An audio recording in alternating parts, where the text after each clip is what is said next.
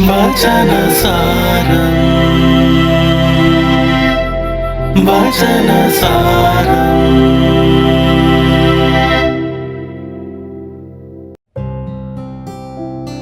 ഈശോമിശിഹായ്ക്ക് സ്തുതിയായിരിക്കട്ടെ. വചനസാരത്തിന്റെ ഒരു പുതിയ ഭാഗത്തിലേക്ക് ഏവർക്കും സ്വാഗതം. 2024 ഓഗസ്റ്റ് 6 തീയതി ചൊവ്വാഴ്ച.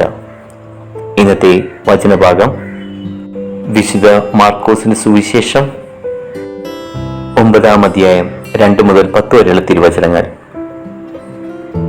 ഈ അടുത്ത കാലത്ത് വാർത്ത കേട്ടുകൊണ്ടിരിക്കുമ്പോൾ പല സ്ഥലങ്ങളിലും വലിയ വലിയ തിന്മകളും യുദ്ധങ്ങളും അപകടങ്ങളും സംഭവിക്കുന്ന കാണുന്ന ഒരു കൂട്ടുകാരൻ പറഞ്ഞത് ഇപ്രകാരമാണ്: ഈ ലോകത്ത് എന്തൊക്കെയാണ് നടക്കുന്നത്, ഇതെല്ലാം കാണുമ്പോൾ ദൈവമുണ്ടോ എന്ന് പോലും ഞാൻ ചിന്തിച്ചു പോകുന്നു.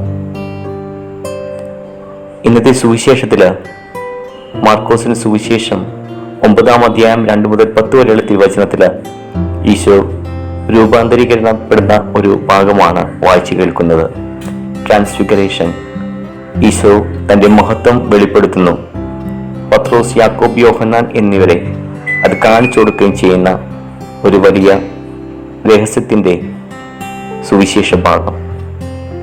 ഞാൻ ആദ്യം പറഞ്ഞ സംഭവമായി ചേർത്ത് വയ്ക്കുമ്പോൾ ഈ 3 പേർ ദൈവത്തിന്റെ മഹത്വം ദർശിച്ചതായിട്ട് വിശുദ്ധഗ്രന്ഥം സാക്ഷ്യപ്പെടുത്തുന്നുണ്ട്. ദൈവത്തിന്റെ മഹത്വം ദർശിക്കുന്നതിന് വേണ്ടി ഈശോയുടെ രൂപാന്തരീകരണം കാണണമെന്ന് നിർബന്ധമില്ല.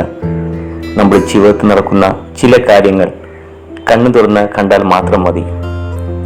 ആദ്യത്തെ സംഭവത്തിൽ പറഞ്ഞതുപോലെ ഈ ലോകത്ത് നടക്കുന്ന തിന്മകൾ കാണുമ്പോൾ നമ്മൾ പലപ്പോഴും ഈ ലോകം സൃഷ്ടിച്ചത് തിന്മയുടെ പാലകനായ പിശാചാണ് എന്ന് പലപ്പോഴും കരുതാറുണ്ട്.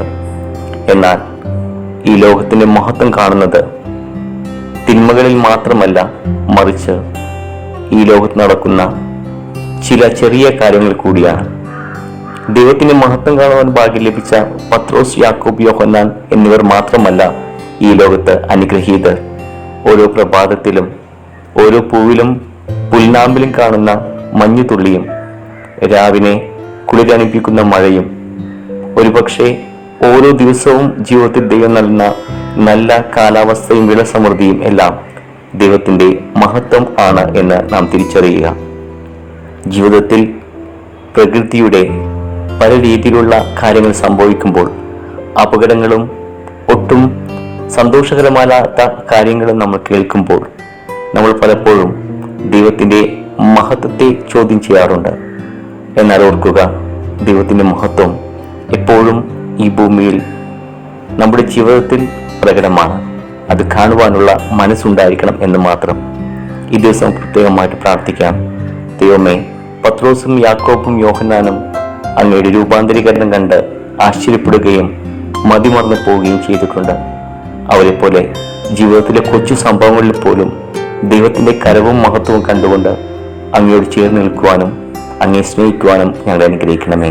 ആമേൻ. വചനസാരം വചനസാരം.